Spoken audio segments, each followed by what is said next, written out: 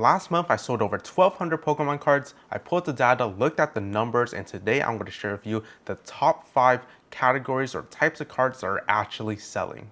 A lot of people, when sifting Pokemon cards, just do a strict value sift. I do it too, but value is not the full picture. A lot of people collect only certain types of cards, certain era of cards, or cards from certain illustrators. So today, by looking at my actual stored data, I'm going to be able to tell you guys what to actually look out for when you're sifting your bulk. All right, so I'm in my eBay seller dashboard here, and as you can see, I have filtered it for only the last month's sales. So this is going to be for April. Okay, so we have April 1st to April 30th, what actually sold last month. So the first types of cards that I want to highlight here are going to be the Snorlax, this Dunsparce, and this Politoed. So let me see if you guys can pick up a pattern with all of these cards here. So we have Snorlax here, you know, pretty cool card. Right now I have it on my eBay for $450. I believe all of these 3 cards specifically have gone up in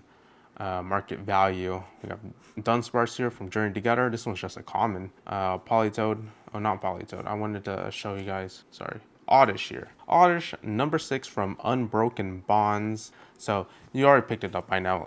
All of these cards are this really cool crochet style here, and they're all from an artist named Asako Ito. So this artist has been trending recently. The Dunsparce in particular, I know this was like a 20-cent TCG player market price, and right now is $2 or $3, which is absolutely insane for a common from a set that just released like a year ago.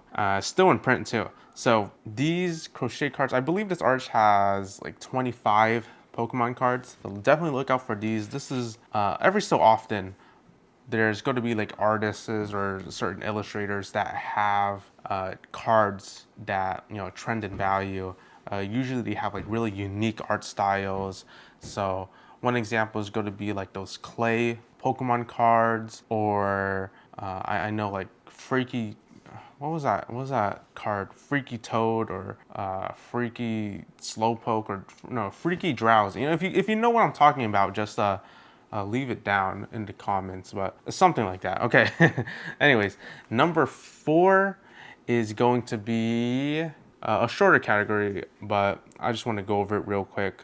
Maybe that one should have been number 5, but anyways, Mimikyu from Lost Origins, and we have Politoed from Lost Origins. These Lost Origin non-holo rares have been doing very well for some reason.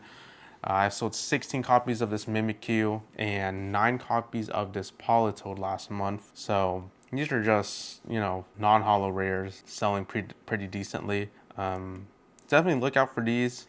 I'm not sure if any of like the other Lost Origin cards are doing the same, but just wanted to highlight that. But next is going to be more interesting here. So it is going to be Misty's Psyduck, and I want to also expand on this later, but Misty's Psyduck from Dust and Rivals. This one is an uncommon card. I sold 59 copies of this last month, and I also want to highlight the fact that I've only really started selling this card in maybe the last week of April. So this card has just recently started really picking up. I mean, when people buy this card, there's people who'll buy like 1 or 2 copies, but I've had multiple orders where people are buying like 10 copies or 20 copies.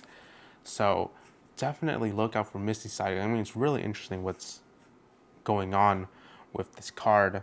And on top of Misty Psyduck, just Psyduck cards in general, you can see the Psyduck from Team Up has been doing well.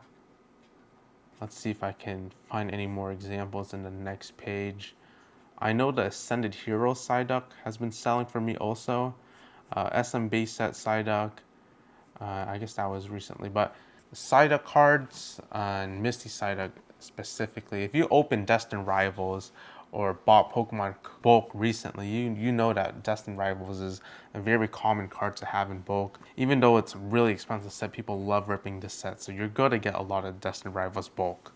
But anyways, moving on to number 2. Number 2 is going to be Sun and Moon era cards, and more specifically from Team Up and Unbroken Bonds. So let's take a look over here. So we have Meowth from Team Up, 12 copies sold. Farfetch from Team Up, 10 copies sold.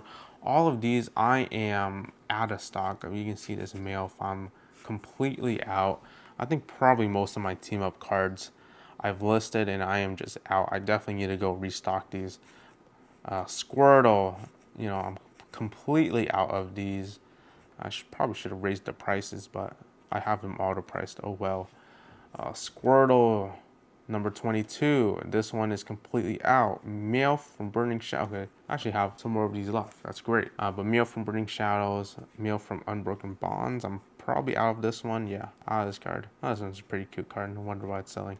But Sun and Moon Era cards are definitely very popular.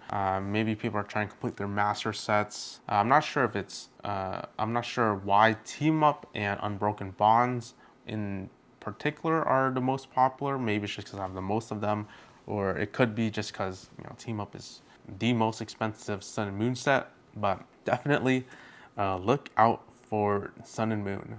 And the final type of card or set of cards that I really want to highlight in this video, and this is probably going to be the most important, and it's going to be 151 reverse hollows. You can see I've sold 200 of them in the last, let's go back, 239 151 reverse hollows in the past month. I just have them all in one listing just to make it easy for people to buy, multiple copies of.